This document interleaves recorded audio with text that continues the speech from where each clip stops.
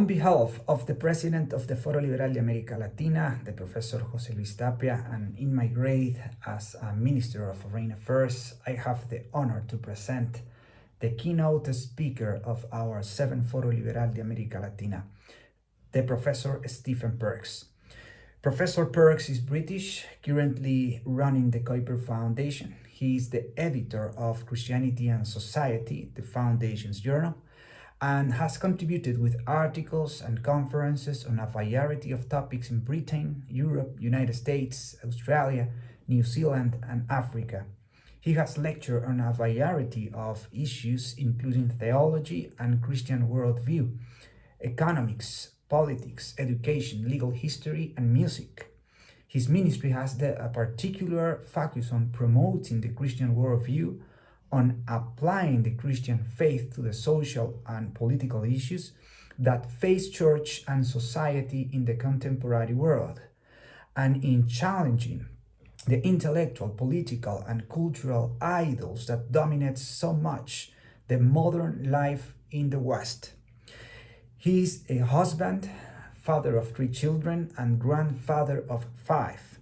He is a wonderful person, a close friend, and an advisor of the Foro Liberal de América Latina. Please enjoy, learn, and apply his lecture. Adoración a Baal en el mundo moderno, por Stephen Perks. En el periodo que siguió a la muerte del rey David, el pueblo de Israel se arraigó profundamente en una forma de religión sincrética que fusionaba elementos del culto a Yahvé con los antiguos cultos de fertilidad de Canaán, identificando a Yahvé, el Dios de Abraham, Isaac y Jacob, con el dios pagano Baal. Esta forma corrupta de culto, anterior a la monarquía, pero que volvió a arraigarse en las prácticas religiosas del pueblo, siguiendo el ejemplo de idolatría del propio Salomón, perduró hasta el exilio. Las reformas instituidas por los reyes buenos de Jerusalén apenas tocaron la religión del pueblo, cuyas prácticas de culto funcionaban a nivel folclórico sincrético, pero no en los términos de las prácticas religiosas del templo y del sacerdocio establecidos en la ley mosaica, la cual a menudo se olvidaba y a veces incluso se perdía por completo. En gran parte fue esta corrupción del culto a Yahvé la que condujo al cautiverio babilónico. El término Baal significa dueño o señor. Proviene del verbo Baal, que significa tener dominio sobre. La palabra puede utilizarse para significar la propiedad, por ejemplo, de una casa, una tierra o un ganado. El verbo también significa tomar una esposa, por lo que la palabra Baal también significa marido. Cuando se utiliza para referirse a un dios, también significa propietario. Baal era el dueño, el poseedor de la tierra, el dios de la tierra. La palabra también se aplicaba al lugar que se poseía, y por eso se utilizaba en los nombres de lugares, por ejemplo, Baal Jaor, que significa Baal de Hazor. En el clima creado por la apostasía de Salomón y la de su hijo Roboam, parece que el pueblo volvió a identificar a Yahvé, su Dios, como su Baal, y confundió su culto con el de los Baales cananeos, como había hecho en tiempos de los jueces. Es poco probable que se entendiera una clara distinción entre Yahvé y Baal en el clima de la religión popular que dominaba sus vidas. El culto a Baal era el culto a Yahvé y viceversa para esta gente. Una forma sincrética de religión se había vuelto dominante. Ahora bien, los profetas reprendieron al pueblo por esta idolatría. Por ejemplo, Oseas, después de denunciar al pueblo por su idolatría con los Baales, proclama la salvación del Señor y dice así: Y será en aquel día, dice el Señor, que me llamarás Ishi, es decir, mi marido, y no me llamarás más Baali, es decir, mi Señor, porque quitaré de su boca los nombres de los Baales, y nunca más serán recordados por su nombre. Esto está en Oseas 2, 16 al 17. Sin embargo, a pesar de las advertencias de los profetas, los hijos de Israel persistieron en estas prácticas religiosas sincretistas. Y fue a causa de estas prácticas que Dios los entregó para que fueran llevados cautivos por sus enemigos. A finales del siglo 8 a.C., las 10 tribus del reino del norte de Israel fueron llevadas cautivas a Asiria, y su tierra fue repoblada por pueblos extranjeros. Se puede leer sobre esto en Segundo de Reyes, capítulo 17, versículos 9 al 24. Finalmente, a principios del siglo 6 a.C., el pueblo de Judá fue llevado cautivo por los caldeos y exiliado en Babilonia, como había advertido el profeta Jeremías. Puede leer sobre esto en el capítulo 32 de Jeremías, versículos 26 al 44, y especialmente en los versículos 29 y 30 y 35. La ciudad de Jerusalén y el templo fueron finalmente destruidos alrededor del año 586 a.C. por el ejército de Nabucodonosor. Entonces, ¿qué lecciones pueden aprender los cristianos del siglo XXI de este periodo de la historia bíblica? Existen similitudes, a cualquier nivel, entre la mentalidad de los antiguos hebreos de este periodo y la visión del mundo de la sociedad occidental moderna. Existen similitudes que nos ayuden a entender la ceguera espiritual que domina abrumadoramente a las iglesias occidentales modernas.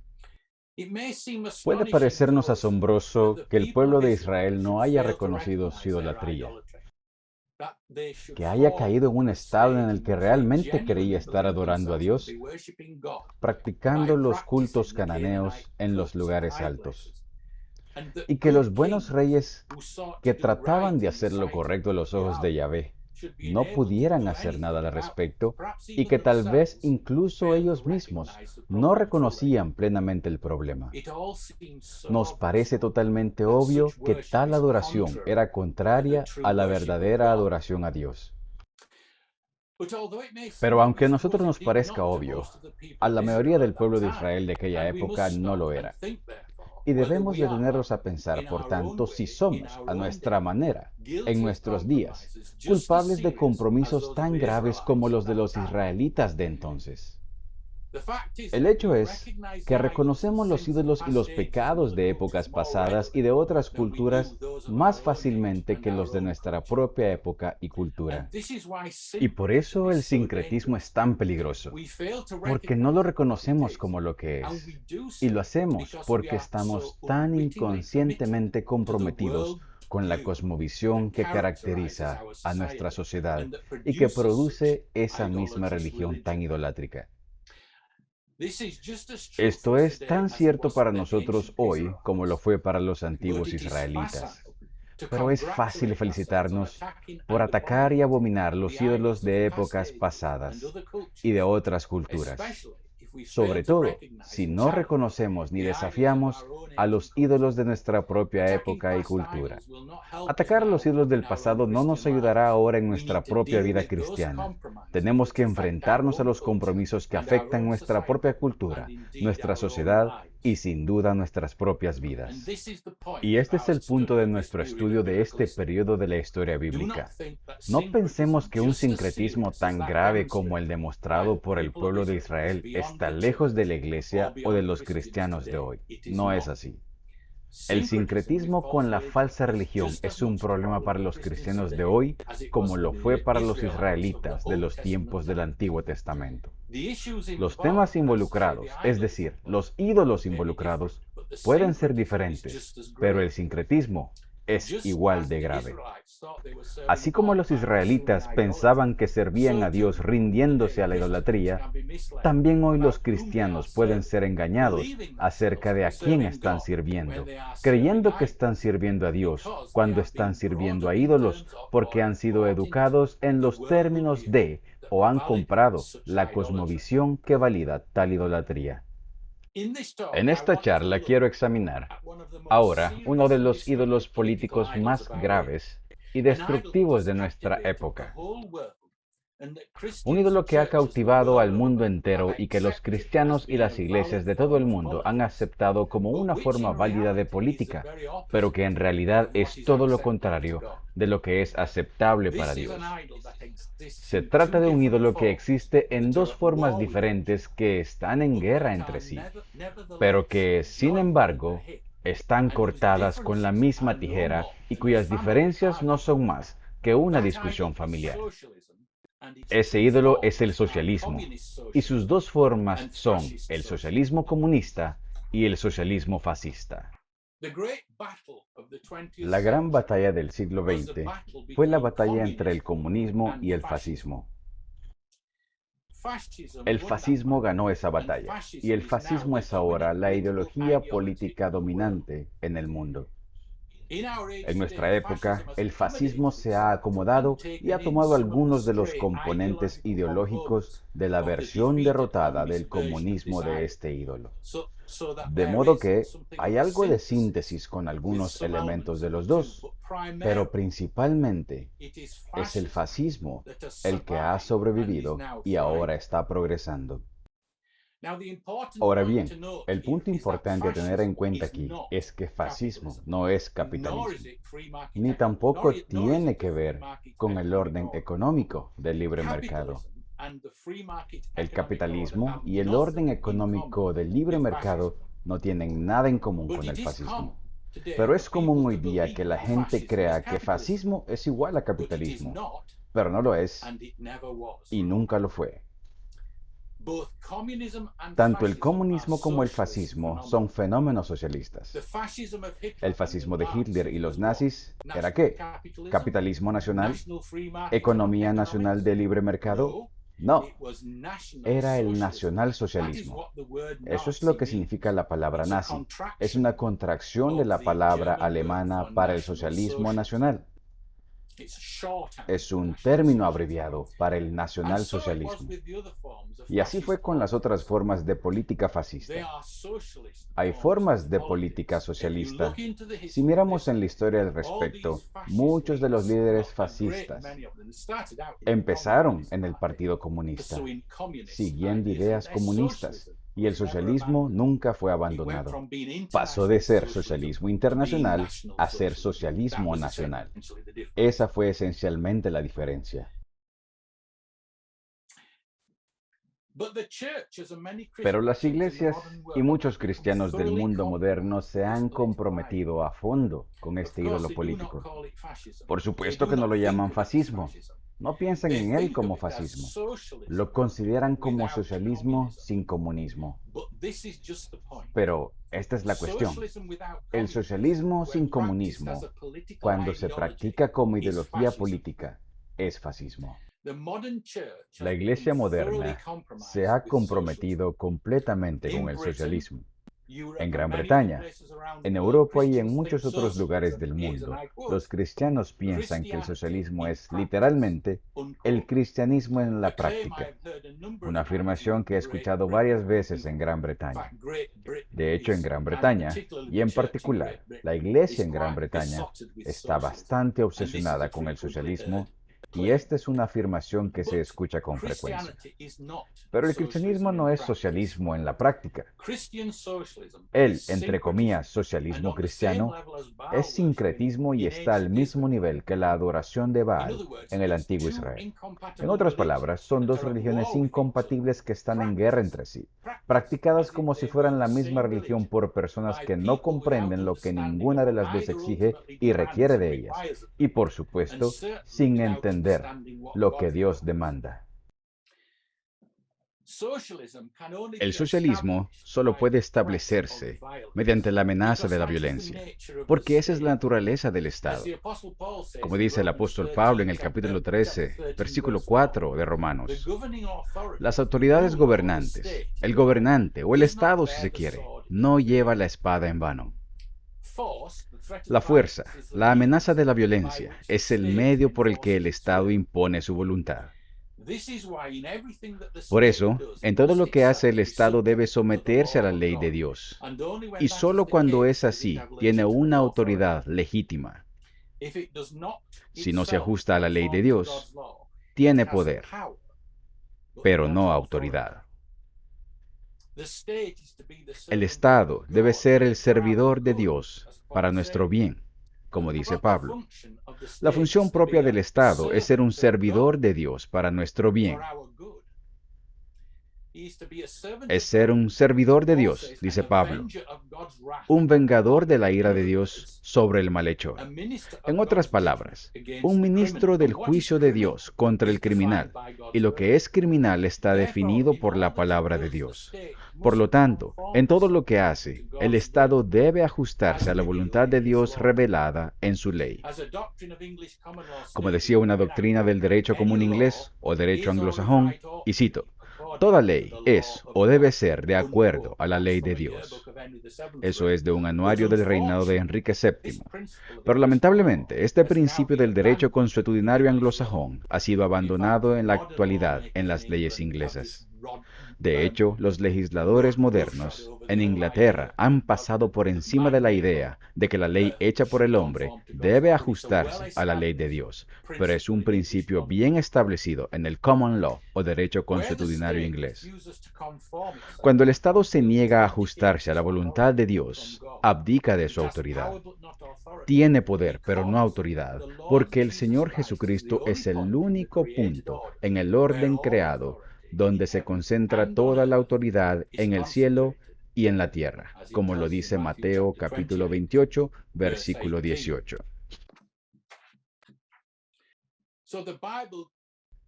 Así que la Biblia nos dice claramente que Cristo tiene toda autoridad en el cielo y en la tierra. Por lo tanto, cualquiera que tenga alguna autoridad debe obtenerla de Jesucristo en forma delegada, porque no hay ningún otro lugar en el orden creado de donde pueda venir esa autoridad.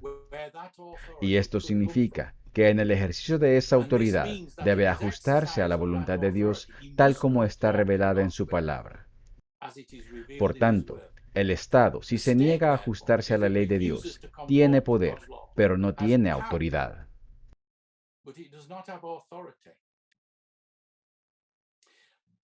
Pero el socialismo es una doctrina salida del mismísimo pozo del infierno. Y por lo tanto ningún Estado tiene autoridad de Dios para imponerlo. Y siempre ha sido así. El socialismo solo puede imponerse mediante la anulación de la ley de Dios. Y en cada sistema político socialista, el Estado se vuelve cada vez más tiránico en su uso de la violencia para establecer su propia voluntad en desafío a la ley de Dios. Ahora bien, esto no siempre es tan evidente en unos estados occidentales como en otros. Hay diferencias. Y no todos estos estados que han adoptado el socialismo están corriendo hacia el borde del precipicio a la misma velocidad. Algunos corren al precipicio considerablemente más rápido que otros, pero es el caso, y lo digo de verdad, de Gran Bretaña, un lugar donde no se esperaría esto. El poder de las autoridades para regular y controlar nuestras vidas mediante la amenaza de la fuerza ha crecido exponencialmente durante mi vida. Y eso significa, en los últimos 20 años, incluso en los últimos 10 años, esto está ocurriendo. Y tiene que ocurrir, porque esa es la naturaleza de la bestia. Y solo hay una respuesta a ello. Tenemos entonces que en el socialismo el Estado es el Señor, mientras que en el cristianismo es Jesús el Señor de todo. No puede haber compromiso entre estas dos posiciones sin sincretismo. Y el sincretismo implica poner algo o alguien más en el lugar de Dios como Señor. Bueno, o Jesús es el Señor o el Estado es el Señor. Ambos no pueden ser el Señor. Y esta es justamente la misma pregunta a la que se enfrentaron los primeros cristianos. La pregunta era, ¿quién es el Señor? ¿Cristo o el César? Esa era la pregunta. La gran batalla que la iglesia primitiva enfrentó, y esa es la batalla que estamos enfrentando cada vez más en estos días. E incluso en los últimos 2 años, la naturaleza de esta batalla se ha vuelto cada vez más clara. Así que la pregunta a la que debemos responder ahora es, ¿qué hacemos al respecto? ¿Cómo superar el actual orden mundial fascista socialista? ¿Qué se requiere de nosotros si queremos reemplazar esta idolatría del Estado con la alternativa cristiana? La respuesta es que debemos sustituir el actual orden social idolátrico por un orden social cristiano. Esto significa que el Estado debe ser reducido a su función propia, tal como se establece en la Biblia. Y la función propia del Estado es actuar como el ministerio de la justicia pública. El Estado en la Biblia no es un ministerio de bienestar, economía, cultura, transporte, agricultura, etc. Dios es soberano, no el Estado.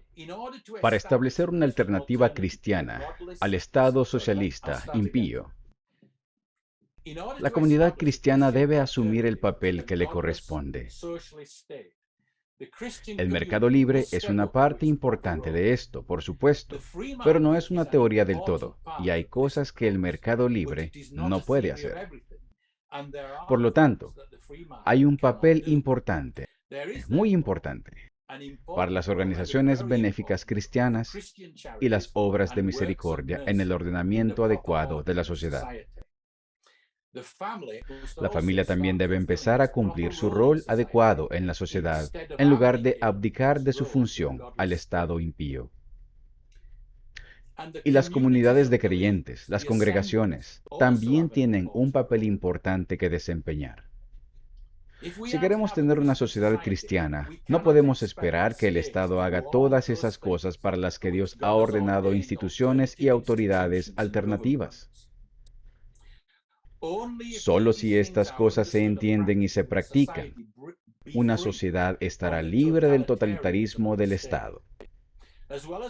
Además de un orden económico de libre mercado, que solo puede funcionar correctamente sobre una base moral cristiana, necesitamos familias cristianas, congregaciones cristianas, empresas cristianas, organizaciones benéficas cristianas que ayuden a los pobres y a los enfermos. Y por familias cristianas no me refiero solo a familias con cristianos, sino a familias que asuman las responsabilidades que Dios les ha dado y actúen responsablemente en las funciones que Dios ha puesto en su órbita. Lo mismo ocurre con las congregaciones cristianas, las organizaciones benéficas, etc. Permítanme darles un ejemplo al respecto. La educación. Si queremos tener un sistema educativo cristiano, tenemos que empezar a crear uno y dejar de abdicar nuestra responsabilidad al Estado. Y digo esto en particular porque es muy relevante para mi propio país. Ahora hay, gloria a Dios, un movimiento cristiano de educación en casa bastante fuerte en este país, pero no es, ni de lejos, tan fuerte como necesita ser. Y la gran mayoría de la gente parece pensar que es trabajo del Estado educar a sus hijos. Pero la educación que reciben es una educación que no tiene en cuenta a Dios, una educación que enseña que el mundo existe y puede ser entendido sin referencia al Dios que lo creó y lo sostiene continuamente por su poder.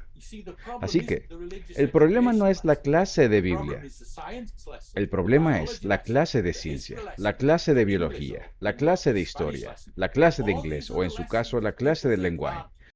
Todas esas otras materias escolares que la gente cree que no son, entre comillas, religiosas, lo son. Y les apuesto que el verdadero daño está hecho. Porque cuando un niño llega a casa y dice, miren, el profesor dijo algo muy poco cristiano hoy, la mayoría de los padres que son cristianos dirían, uy, no, no puede ser, hay que corregirlo.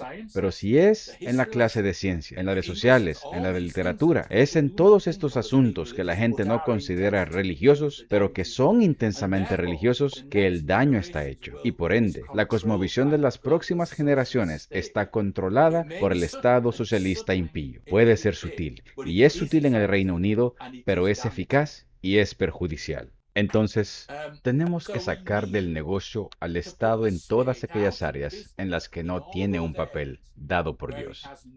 Y tenemos que hacerlo proporcionando mejores alternativas cristianas. Y debemos convertirnos en imperium in imperio, un orden social dentro de un orden social que modele al mundo lo que debe ser la verdadera sociedad. Imperium in imperio era de lo que los romanos acusaban a los cristianos en la iglesia primitiva. Una soberanía dentro de otra soberanía, si se quiere, un estado dentro de otro estado. Los primeros cristianos se organizaron socialmente de una manera que Roma simplemente no podía tolerar. Roma organizaba la sociedad y a nadie más se le permitía hacerlo, de acuerdo al pensamiento de los romanos. Había muchas sectas esotéricas como el culto a Isis, Mitra y Atargatis, que la gente practicaba, pero no pretendían reestructurar la sociedad. Cuando llegó el cristianismo, estos cristianos impíos, como los llamó Juliano el Apóstata, empezaron a reestructurar sus propias vidas de tal manera que crearon un orden social alternativo. Y no solo dijeron Jesús es el Señor, además dijeron somos miembros de esta eclesia. Y eclesia es una palabra política, no es una palabra religiosa. Nunca fue una palabra usada para describir nada de lo que hacían los cultos esotéricos. Había otras palabras para describir lo que hacían, pero eclesia no era una de ellas. Eclesia era un término político. Eclesia era la reunión del demos, el pueblo político, un cuerpo político. De modo que cuando los cristianos afirmaron esto, Roma lo entendió claramente. Se estaban organizando como una sociedad, y así dijo que eran imperium in imperio, y lo que eso significaba es que eran traidores a Roma. Y desde la perspectiva romana era cierto. Estaban construyendo un auténtico orden social, y puede que pareciera imposible y sin oportunidad alguna. Pero en menos de 300 años, Roma se inclinó de rodillas ante Jesucristo, y volverá a ocurrir. Así que tenemos que ser audaces en esto. Entonces, la verdadera vocación del Estado bajo Dios es proteger al pueblo administrando la justicia según la ley de Dios. Y eso es precisamente lo que enseña Romanos 13, versículos 1 al 7.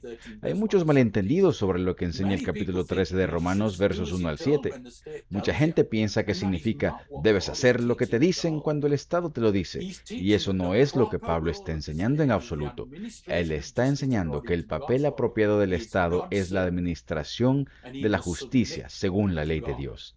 Es un siervo de Dios y debe someterse a Dios, y debe hacerlo porque solo hay un lugar en todo el orden creado de donde puede obtener su autoridad, y ese es el Señor Jesucristo.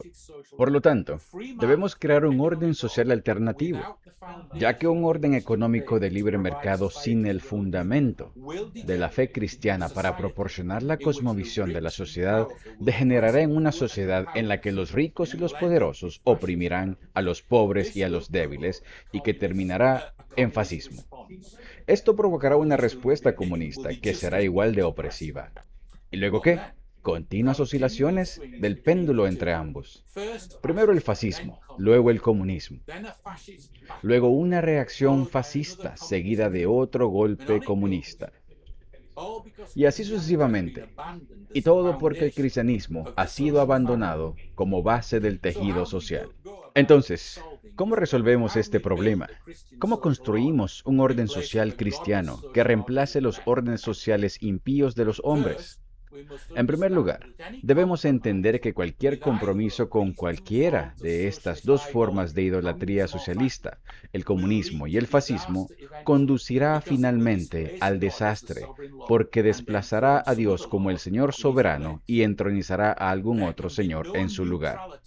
No puede haber neutralidad en la política más que en cualquier otro aspecto de la vida. Dios exige nuestra completa obediencia política. El Estado no tiene ninguna indulgencia neutral de parte de Dios. Debe honrar al Hijo o perecer en el camino, como enseña el Salmo 2. Dios no concede neutralidad religiosa al Estado. El Estado debe someterse a la ley de Dios y debe administrar su voluntad tal como se revela en su ley. En segundo lugar, debemos actuar como una verdadera comunidad cristiana y empezar a formar un orden social alternativo paralelo que modele al mundo lo que debe ser la verdadera sociedad. Así es como discipulamos a las naciones, es decir, modelamos el reino de Dios para el mundo. El reino de Dios es un orden social profético, contrarrevolucionario, regido por el pacto de gracia, que ha venido a este mundo ahora y está destinado a crecer hasta que desplace y eventualmente reemplace los órdenes sociales de los hombres. Es construyendo este orden social cristiano, que es un orden social paralelo a los órdenes sociales del mundo, que transformaremos el mundo para que las naciones vengan a nosotros y digan lo que el capítulo 2 de Isaías, versículos 3 y 4 dice. Vendrán muchos pueblos y dirán, vengan, subamos al monte del Señor, a la casa del Dios de Jacob, para que nos enseñe acerca de sus caminos y andemos en sus sendas. Porque de Sión saldrá la ley, y de Jerusalén la palabra del Señor. Él juzgará entre las naciones y hará decisiones por muchos pueblos. Forjarán sus espadas en rejas de arado y sus lanzas en podaderas. No alzará espada nación contra nación, ni se adiestrarán más para la guerra. Esto es una profecía aún no cumplida. Tiene que cumplirse aún. Jesucristo no regresará hasta que haya sucedido. Y Jesús nos dijo en la Gran Comisión, vayan y hagan discípulos a las naciones. Vayan y hagan discípulos míos a todas las naciones. Él no dijo vayan y hagan discípulos de todas las naciones. Él dijo vayan y hagan a todas las naciones mis discípulos. Y luego en el libro de Apocalipsis, capítulo 11, versículo 15, tenemos esto. He aquí que las naciones, los reinos de este mundo se han convertido en el reino de nuestro Señor y de su Cristo. Por lo tanto, esta es la meta por la que debemos trabajar. El discipulado de todo el mundo para Jesucristo. Y lo hacemos modelando al mundo lo que debe ser el verdadero orden social, lo que debe ser la verdadera política. Así como un individuo disipula a otro individuo y modela la forma en que un cristiano debe vivir para ese individuo. No se trata solo de ir a la escuela y aprender algo en un entorno académico descontextualizado.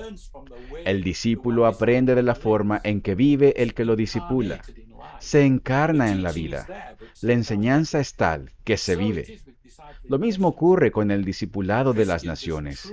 El verdadero orden social de los cristianos, como el verdadero reino de Dios, debe modelar al mundo lo que debe ser la verdadera sociedad.